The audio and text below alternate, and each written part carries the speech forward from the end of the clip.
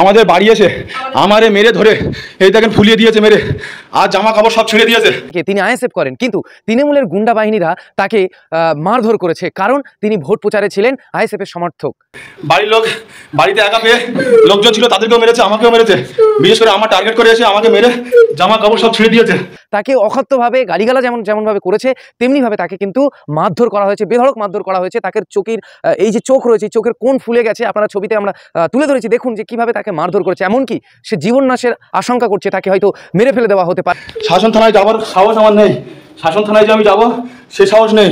ওরা দলে দলে ঘুরছে গ্রামে গ্রামে, যারা আমার মতো লোক আছে, যারা প্রতিবাদ একটু করার মুখ রেখে দিয়েছে, তাদেরকে ধরে ধরে মারছে। থানা রয়েছে, সেই শাসন থানায় যেতে পারছেন না, কারণ তারা দলে দলে প্রতিটা মোড়ে মোড়ে তৃণমূলের গুন্ডা বাহিনী রয়েছে।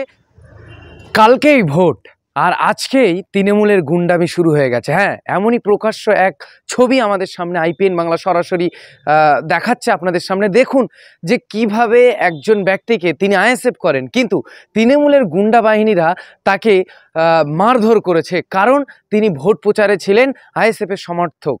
এমনই ছবি আমরা তুলে ধরেছি।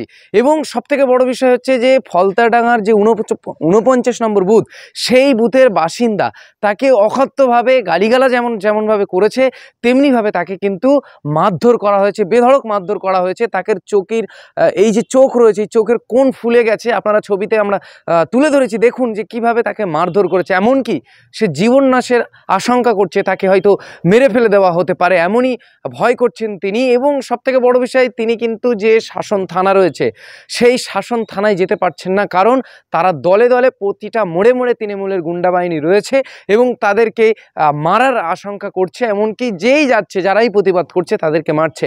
এমনই ছবি আমাদের সামনে উঠে এসেছে। এবং সবথেকে বড় বিষয়, আগামীকাল হাড়োয়া বিধানসভা ভোট, উপনির্বাচন, এবং সেই উপনির্বাচনকে কেন্দ্র করে ইতিমধ্যে আইএসএফরা যেভাবে ভোট প্রচার করেছে এবং তৃণমূলরাও ভোট প্রচার করেছে, কিন্তু তৃণমূলরা তাদের জায়গা থেকে তারা কিন্তু আইএসএফদের উপরে এই যে অত্যাচার, তা কিন্তু খুবই ন্যক্কারজনক এক ঘটনা।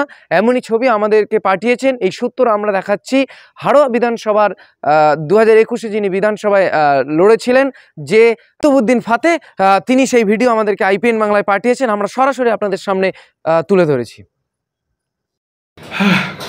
পলতাডাঙ্গা শাসন থানার অন্তর্গত ফলতি বেলেঘাটা অঞ্চলের 48-49 বুথে টিএমসির সদস্য আজান উজ্জ্বলার ভোটটার নেতৃত্বে আমাদের বাড়ি এসে আমারে মেরে ধরে এই দেখেন ফুলিয়ে দিয়েছে মেরে, আর জামা কাপড় সব ছিঁড়ে দিয়েছে। বাড়ির লোক বাড়িতে একা পেয়ে লোকজন ছিল, তাদেরকেও মেরেছে, আমাকেও মেরেছে। বিশেষ করে আমার টার্গেট করে এসে আমাকে মেরে জামা কাপড় সব ছিঁড়ে দিয়েছে। শাসন থানায় যাওয়ার সাহস আমার নেই, শাসন থানায় যে আমি যাব সে সাহস নেই। ওরা দলে দলে ঘুরছে গ্রামে গ্রামে, যারা আমার মতো লোক আছে, যারা প্রতিবাদ একটু করার মুখ রেখে দিয়েছে, তাদেরকে ধরে ধরে মারছে। আমি পলতাডাঙ্গা 49 নম্বর বুথের আব্দুল রাজ্জাক লস্করের ছেলে এমডি সামিউল লস্কর বলছি, দয়া করে আমাকে সাহায্য করুন, যেভাবে হোক আমাকে সাহায্য করুন। আমার বাড়ি এসে আমাকে মেরে ধরে বেরিয়ে গিয়েছে। কি বলবো, কিচ্ছু বলার নেই।